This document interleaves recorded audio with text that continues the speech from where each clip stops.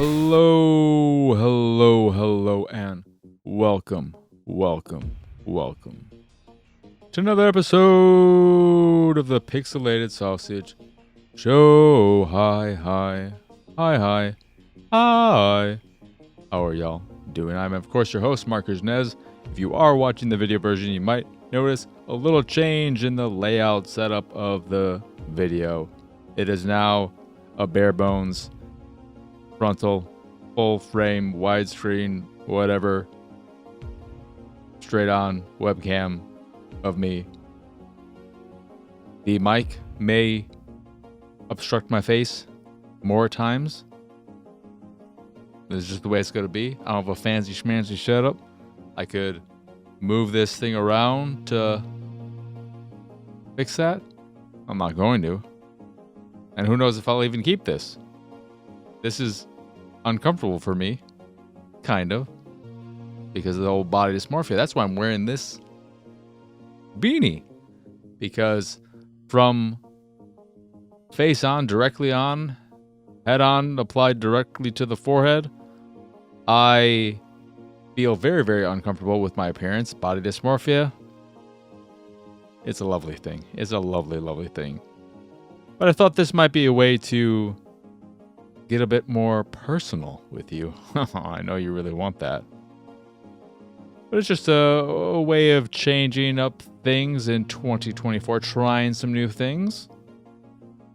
So, here I am, looking at you, I think, because I remember reading somewhere or whatever that, and this may only be with film cameras or certain types of film professional cameras, that you're supposed to actually look just above the camera lens. But I'm looking dead on in the lens. I think I am. It's a little hard to see because the face light, whatever those stupid things are called, is blasting in my face, and you'll see the reflection in my glasses. That's another thing. Too bad. But I am Mark. This is the Pixelated Sausage Show, and I'm here to talk about some games. You will see me looking over at my screen every now and again for the games that I'm playing and all that jazz.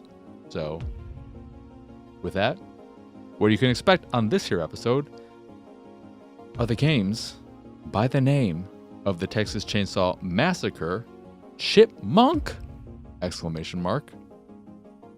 Toodee and Topdee. That's Toodee, Toodee, and Topdee, Topdee. Ikkarus and the Prince of Sin, and Shivering Stone. But before I get to all that, do I have anything else to say? Movie-wise, I did just watch and I'm still humoring the idea of doing a movies-only show, anime-only show, bringing back Animes in Libaka as a solo show, etc. But we're still working out the kinks and figuring out how everything's going to play out in this new year, as I want to try some new things, adjust some other things, etc. So it's all a work in progress, and nothing is set in stone. Blah, blah, blah, blah, blah. But I did just watch the new Ninja Turtles movie this morning, in fact. This is me recording on the 10th? Yeah, Wednesday. And I thought it was okay. Looks great. It has a much more kinetic, sketchy aesthetic than Spider-Man, the Across the Spider-Verse, or the Spider-Verse movies, which it gets compared to a lot, or Puss in Boots, which I still haven't seen, the new one, the sequel. And this is, of course, Teenage Mutant Ninja Turtles Mutants Mayhem, I think is the subtitle. But it looks great. One of my concerns with the trailer was that it might be too busy, but that wasn't a problem I found in the final product, and in the movie as a whole. What I did find a problem, however, was the writing. I think if I were a kid, preteen, young teen, I would absolutely love this movie. It is very, very geared towards that TikTok generation and just the younger crowd in general. Does that mean it's bad for adults? No, it falls in line with the Sonic movies, which I look at as more so kids movies than family movies. And I would say the same about this. So this is probably, maybe, I don't know, because there's some weird adult things in the Sonic movies. So I wouldn't say this is more adult-ish, but the action sequences can get a little bit dark. So the younger kids might get scared by some of the bits. But the voice acting overall is pretty good. I thought Ice Cube made a good Superfly. Jackie Chan was a good Splinter. The kids who were voicing the turtles did a really good job of inhabiting them. And what I like, even though it wasn't exactly for me, is that you finally have some turtles who feel like teenagers. In most iterations of the Teenage Mutant Ninja Turtles, they rarely feel like teenagers. I've said this before, but at the very, very youngest, they feel like 19-year-olds who are barely teenagers, but they're technically teenagers. So that's why you can still call them teenagers, because it sounds good, and you're not going to have the young adult Ninja Mutant Turtles. But overall, I thought it was okay. I would put it, that said, at the bottom of my list in terms of the movie rankings, except for maybe Teenage Mutant Ninja Turtles 3. It's definitely worse for me than the original movie and Secret of the Ooze, and I prefer the two Michael Bay produced movies, the live action with CGI turtles. And also TMNT is just fantastic. If you've never seen TMNT, that is probably still my favorite. I haven't watched the original live action movie in a very long time, so I can't compare those two, but TMNT is very, very good and has my favorite sequence in any of them, which is the fight between Raph and Leo in the rain on the rooftop. That is a fantastically well choreographed, shot, rendered scene. Love it. If you've never seen that movie, you should definitely check out TMNT, which features Chris Evans as, what is his name? I can't think of his name now. Not Eli. Casey Jones. And then I believe Sarah Michelle Gellar as April O'Neil. But yeah, it was okay. It was okay. You know what else is okay? The Texas Chainsaw Massacre, except not really. I played this game at launch and did not like it, and I have since returned since they've put out a bunch of DLC, and I want to make sure I get the names of all the DLC characters. I believe there's Danny, then there's, let's see, we'll go to the Steam page. We've got Danny, Nancy, and then the Nico Taro Leatherface. I got codes for all the DLC, and my experience returning to the game, having not played it since launch, is that it's still my least favorite of these asymmetrical horror-themed multiplayer games. My problem with it is something that may be in a lot of these games, because I don't play these games typically. I don't play a lot of online-only games. I tried a fair amount of Friday the 13th and was surprised by how much I enjoyed that. But for the most part, I don't play these outside of Apex Legends, which I played for a very, very long time. Very, very different type of game, being a first-person shooter. One of the biggest problems I have with the Texas Chainsaw Massacre is that with the skill trees the game has, the more you play, the better your skills will be by improving the skill tree, and the better you will be compared to a new incoming player. So it's a very, very newcomer unfriendly game. Where, for instance, with the Nancy character, who I like, of the 3 additional DLC characters, I liked her the most.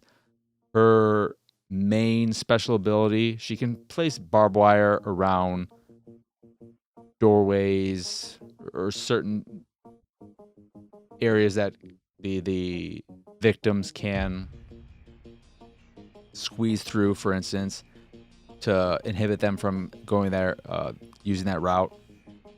But she can also see through the eyes of one of the victims and see where they are. At the very, very lowest level, it's very, very blurry, like you're almost blackout drunk. So it's hard to parse exactly where you are and what is around that character. But as you level it up, and if you get to the level 3 of that particular skill, vision will be cleared much greater. You'll have a much clearer vision of what's going around when you use that ability. That means the more you play and the more you level up this character, you'll have a better repertoire, or it'll just work better. My words are really bad right now. I understand that you have these leveling systems, these skill trees, as a means to keep players invested in the game and keep them coming back so they feel like they're constantly striving for something. They have a little piece of flesh at the end of the chainsaw to feed them. And fucking horrible. But it's only going to last so long. And once that's done, then what? I don't envy any studio making games like this, because the hardest thing to do is try and keep players invested and coming back for months and months, if not years.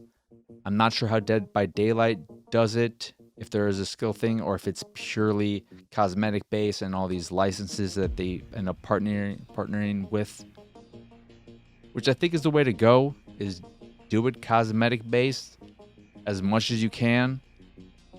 That has a ceiling as well, and that is something that you're not inherently going to, because the skill tree isn't even something that you can buy skill points for, I don't think. God, I hope not. But also with the Nicotero Leatherface, I haven't been able to play as him because every time I get into a match, Leatherface is already chosen.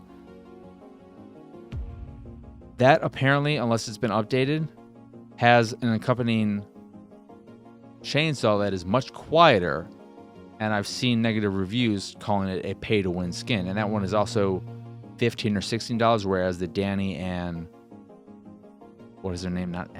Nancy DLC are both $10. So you're paying a premium for that Leatherface, which gives you the chainsaw on a specific look based off of some makeup artist, I guess. Again, I haven't said this time, but the last time, I'm not a Texas Chainsaw Massacre fan. I've watched 15 or so minutes of the original movie, knew already at that point it wasn't for me, and I've never engaged with the series beyond that. But I am always open to any game surprising me and delivering a good time. Friday the 13th, I don't give a shit about that series, but I had a good time with that game. And I think with that one, you could level up and unlock some new abilities that might be better for your playstyle, but aren't inherently better, maybe. But it wasn't as elaborate as this skill tree system that rewards the more you play with improved abilities or improvements to the abilities you already have. The Danny character on the victim side, his ability is to tamper with traps in a way and to study them, to leave them open for longer periods of time. Fine, I guess. But I found Nancy to be the most interesting new character of the three that I enjoyed playing as much as I could enjoy the game. But it's very newcomer unfriendly, I'd say, because I'm basically a newcomer jumping back into the game, having not played it since launch. And while it was fast to find a match, I was matched with nothing but maxed out level players. And in half of the games I played, probably there was at least one drop as well, which I don't know if that was just purely connection based or people dropping on purpose. They were always on my team. I wasn't sure if it's people who saw that I was a newbie and they thought, I don't want to waste my time with this because we're already going to lose because we got this loser on our team. So you might have to worry about that as well. I'd also say with the Nancy character, as much as I enjoy her abilities, I think she's very much so a character who works best if you're on a team that is communicating, because her ability to see where teammates are, and as you improve her abilities, you're able to either see specifically the victim who's furthest away from you or closest, and that ability is made significantly stronger if you're able to communicate with your teammates and tell them the location and not just be yourself going after them.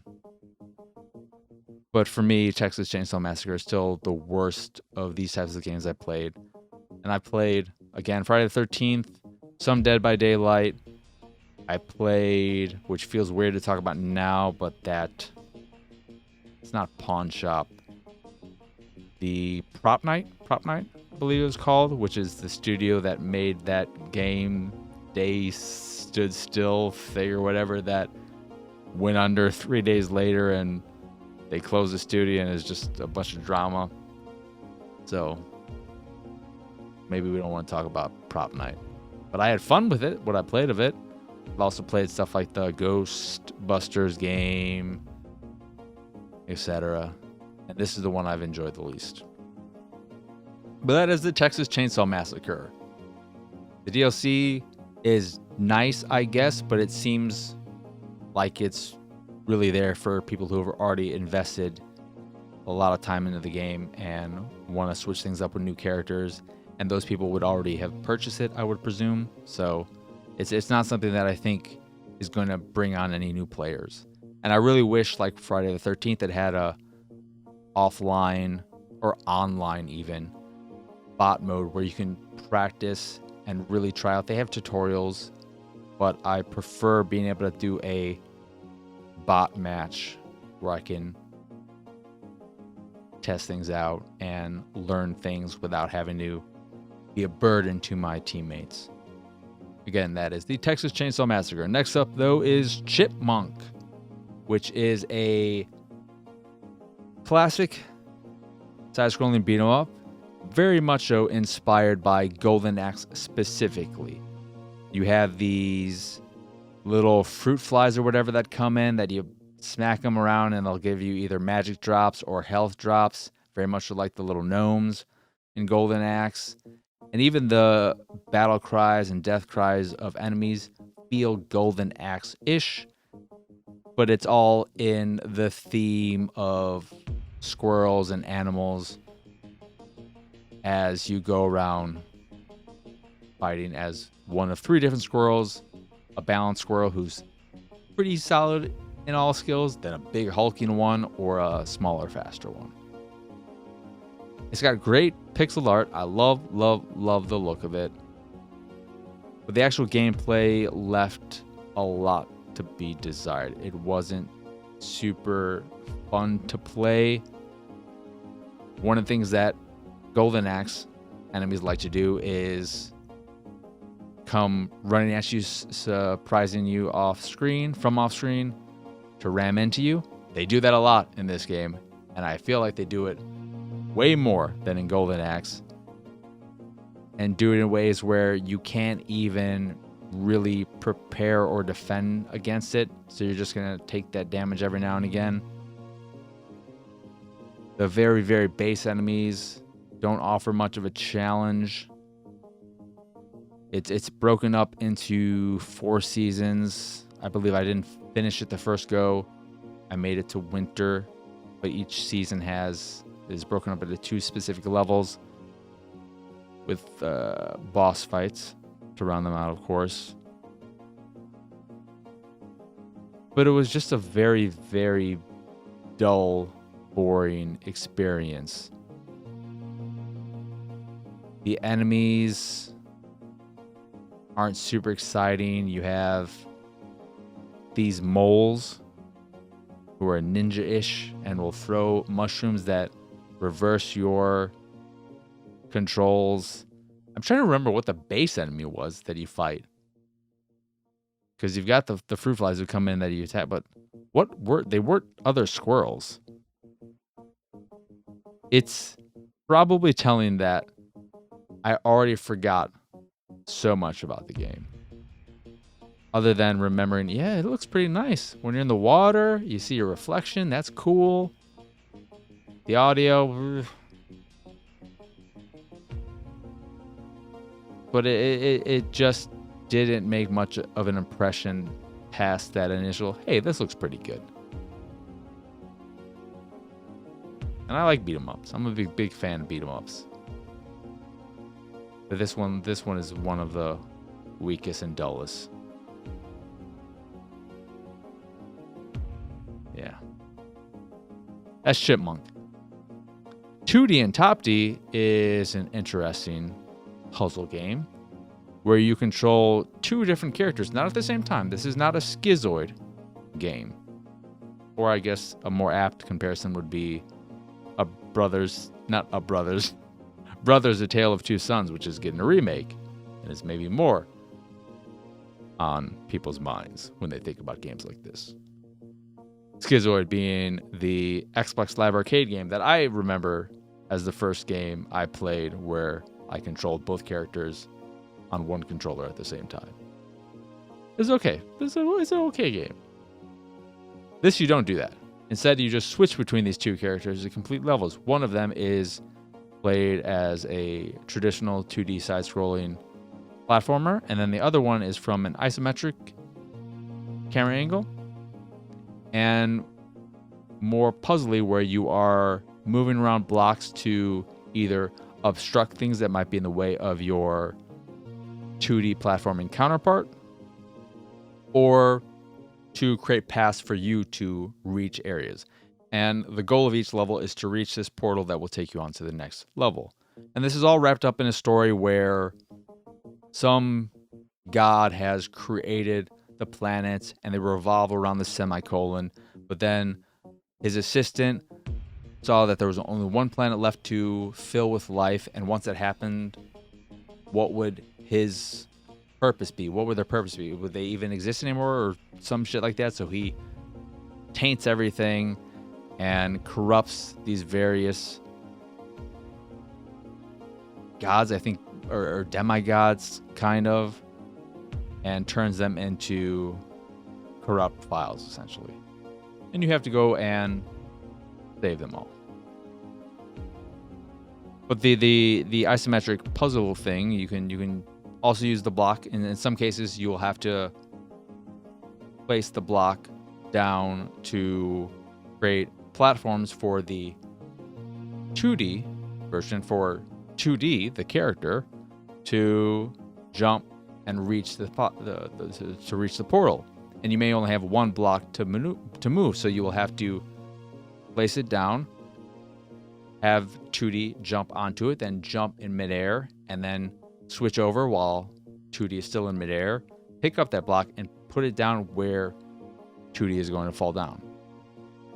It's a very, very fun idea that works relatively well. I think Topdee can be a bit cumbersome in terms of being in the right position to place the blocks that you're able to move around. You can also push blocks. but it's rarely ever asking you to do things at too. They're usually not timing based, so you can take your time to get things right. But in later levels, they will throw in enemies that are drawn to Topdee. In Toodee's world, they're just kind of there, moving left to right on the various platforms, whether they be pigs or bats flying in the air, and you just have to avoid them as Toodee. But as Topdee, they will be drawn to him and go after them. You also, in later levels, have to avoid some fire shooting boxes. There'll be lightning areas that you can't take certain boxes because they'll be destroyed if you walk through them. They introduce these teleportation boxes that will teleport Toodee, but also Topdee as well between the two boxes. But with Topdee, because they can move and manipulate boxes, you have to push them up against a wall in order for them to go through it. Otherwise, they're just going to push it or move it around, which is a fun little quirk to that for that particular character.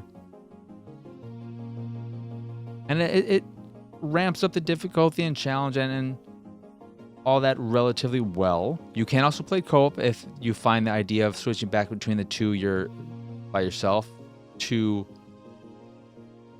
taxing on your brain. I didn't try that out myself, but I did finish the game. The final boss was fun in that final area. They combine the two characters so that you still switch between the two different play styles, but it's more of a behind the back perspective for both of them. And you have to do things a little bit differently, since you can't keep one character in a designated spot and then switch and then move another character and do stuff of that nature. You're always going to be in the same spot when you switch between the two different perspectives. But what I really, really love about the game, I think it's a clever game that it works relatively well, again. But what I love about it is that it has a fantastic suite of accessibility options. So if you do decide to check it out and a level gives you difficulty, or you're finding it too difficult to play by yourself, but you don't want to do it in co-op, or you can't play it in co-op, they have, because with the regular game, you will die with one hit. It's one hit and you're dead. But with the accessibility options, you can adjust how many lives you have, how many hits you can take, up to 5 or infinite. You can give 2D infinite mid-air jumps, so not just a double jump or just a triple jump, as many jumps as you want. You can turn on something called telekinesis, which I don't even know what that meant. I turned it on to see what it did. I have no idea. No idea what that did. I wish they explained that one. And then also what's on by default are boss checkpoints, which is really nice because each boss takes 3 hits, and after each hit, they'll increase their challenge. And then I think there might have been one other one. But I really, really love that it has this collection of accessibility options that will make it easier for you if you're finding it challenging, all the way up to the point of being unlosable. There are certain instances where, and in certain levels, when you turn on all these accessibility options, you will be able to completely cheat past the entire puzzle of a level. So you'll be able to break certain levels, quite a few in fact. But there are also plenty of levels where you still have to do some of the puzzle solving. It'll just make it so that if you make an error or whatever, you aren't going to have to start over from the very beginning, which is nice. And also, this isn't a one and done type of thing. This isn't you turn it on, they're on forever, or you have to turn them on at the beginning of a campaign. You can adjust these for each and every single level in the start menu, the pause menu, as you need them. So if you're finding difficulty with a specific level, you can turn on some accessibility options, get through it, and then turn them off until you need them again. So I just want to highlight that because I think every game should have accessibility options like this to make them essentially playable and beatable by all. Because when you turn on everything, again, you can't lose. There will be still some levels where you have to do a bit of puzzle solving. So if that's giving you a hard time, but you should be able to figure those out with relative ease, especially when you don't have to worry about dying or anything like that. So I really, really like that, and I just wish more games had systems like that. That is, again, Toodee and Topdee. Fun little game. 5 worlds of, I think the 4 worlds are, the first world might have less levels, but 2 through 4 at least have 20 levels each in a boss fight. The final area, the 5th, has, I think, 7 or so areas in the boss fight. There is a 6th secret area you unlock by doing some stuff. And you can collect these ladybugs in levels. But I haven't messed around with that. But a fun little platformer with some fun puzzles and great accessibility options. Again, Toodee and Topdee. Ikkarus and the Prince of Sin is a visual novel / RPG. It has these very, very light other systems to give you something to do that I was excited about. I was so excited about this game when I saw, oh, I'll get into these card battles, and there's a shop aspect where I'm taking goods and selling them. This could be really fun, a way to make the visual novel more than just reading and occasionally making choices. In Ikkarus and the Prince of Sin, you have your reading, and then you have these gameplay tangents. It's a story where I can't remember if you inherited this tavern or whatever, this shop, but you have a 50,000 debt, and you have 30 days to pay off the debt. And whether or not you're able to do this will be a big factor in whether or not you get a good or bad ending. Over the course of the first week or so, you will be introduced to 3 characters, and this is a yaoi-themed visual novel. Boys love, so keep that in mind. If that's already a turn-off, then skip on to the next game. And you will see some images in there where characters just taking their shirt off, because why not? Or they at least don't show the other angle where one of the potential hires busts through the wall, and clearly his ass is just pointed directly up to the sky on the other end, but you see him from the face, so you see at the other end. You don't see what your character is seeing on the inside of your little bar, but you know what they're seeing. You know what they're thinking. You probably think of the same thing.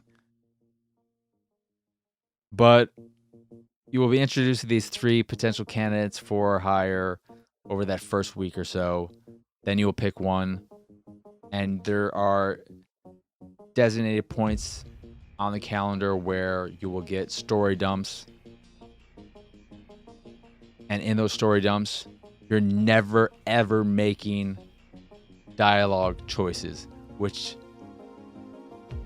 I don't mind that they throw in this RPG stuff, this battle stuff, very, very light stuff to give you something to do, but not giving you any choice. And it feels like the choose your own adventure nature of a lot of visual novels, not that all of them have that, has been sacrificed in favor of these systems that ultimately aren't all that engaging or interesting. So you have this battle mechanic that is just rock, paper, scissors. You have magic attack, regular attack, or a shield. and the shield will counteract the regular attack. Regular attack will counter magic, and magic will counter shield. When you're fighting against the 4 different types of enemies, depending on where you decide to go on your little adventure for the day, you just do 1 attack every day, and then you will get resources based on the quality of your battle. But you will see the percentage for each of their various abilities, the shield, the magic, and the attack. This is completely random, so you will be facing it's a very RNG, luck of the draw with each battle, and you can choose to save and reload if you want, because sometimes they'll be evenly balanced between the 3, so they all are around the 30 to 35 range, 35% range. Or in some cases, you'll have one of the abilities that's clearly the favored at 60+%, and you're pretty safe on always playing the counter for that. So the challenge of battles varies wildly, but it's also just not super fun or engaging to partake in them. But you have to do that all the time just to get in some grain so that you can then create beer, and then you sell the beer, and you can use your money and just save it for the debt you have to pay by the end of the month, or to improve your shield so that you can take more damage during battles.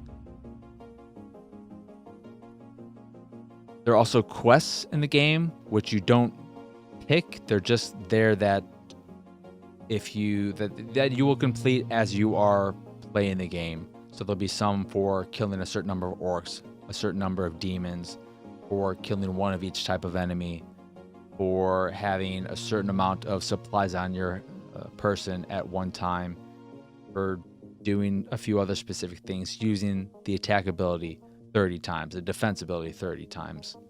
And these will unlock either resources, or in some cases you'll unlock the upgrade system. But it's all very, very light, and it doesn't really feel that thought out. And it's not fun to do. And then the story, when you get it, is just a bunch of reading with no choices, which is very, very frustrating. I haven't quite completed it, but I played about 2/3 of the way through and never felt like I was seeing much new despite playing that much. It seemed just the same old. So if you like yaoi, see, the thing is, if you're a big fan of visual novels and you're a big fan of yaoi themed visual novels specifically, I feel like there have to be a boatload of better options out there that may not have the battle system, but give you choices in the story and have more variety in potential love interests, and have more story, because you just have these specific points where you'll get your story bits, but it feels light on what is most important in a visual novel, which is the story and story options. But that is, again, Ikkarus and the Prince of Sin. Last up is Shivering Stone, which is a Sokoba puzzle game. I just found out that these actually have a name or whatever. And that may be completely wrong because I don't remember. But it's the kind of game where you are pushing an object of some kind over a button or whatever to unlock or to complete a level. In this case, it's pushing, I believe there's snowballs or whatever on ice, or stones on ice, shivering stones. And this is one where when you push your stones, they will slide until they reach some kind of obstacle. The problem with this game is you can go on YouTube and find a guide to get all 30 or 3,000 achievement points or your trophies relatively quickly by completing the 50 levels. Playing it organically, I don't like two things. One, when you complete a level, a gate opens up, and to get to the next level, you walk through it. You can't run. You're just walking at a relatively slow space. And I just wish when you completed a level, just automatically transport me to the next level. Don't make me, if I'm on the opposite end of the area of the level, don't make me walk over to the stupid gate and walk through it. It's just tedious. It's tedious design. But more so than that, moving these stones around, they seem really finicky with getting caught on other stones or other parts of the geometry. It's all top down. It frustrated me almost immediately. I think the third level is where I first ran into that and I thought, this fucking sucks. And it makes it seem, and I think I saw some of these criticisms, that there is a singular way to beat these, and once you F it up a little, it just, okay, start over. It just seemed very, very finicky in a way I did not enjoy. And sure, I can go find all the puzzle solutions, but I don't want to do that. But I found that if I get it stuck on something and I'm trying to reset it, I'm better off just resetting the level completely over. I wasn't super fond of that, and I didn't put much more time into it because of that. That is Shivering Stone, and that is it for this here episode of the Pixelated Sausage Show. Unless I go back and watch this here video and I think to myself, oh my god, I hate the way this looks. I hate looking at my face like this. Nope, we're not doing this. But this beanie is going to be a permanent thing as I'm continuing to let my hair grow, and I just hate everything. But you know, it is what it is. Hopefully y'all enjoyed this here new thing that has caught me a little bit off guard. I'm going to blame that on my problem with words this here episode.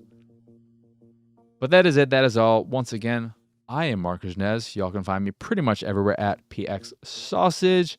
If you enjoyed this here show or any of the stuff I do and what have you, you can support me and my nonsense over at patreon.com/PXS. In addition to the Patreon, you can find links to the site, the YouTube, the Discord, and so much more over at pxsausage.com. But that is it. That is all. As always, thank you for watching or listening. I hope you enjoy this here episode, and I hope your 2024 is off to a wonderful, wonderful start. But for now, I hope the rest of your week is lovely. I hope the rest of your day is very lovely, but I hope the rest of your week is especially lovely, and your weekend is the loveliest. But for now, adios, arrivederci, bye!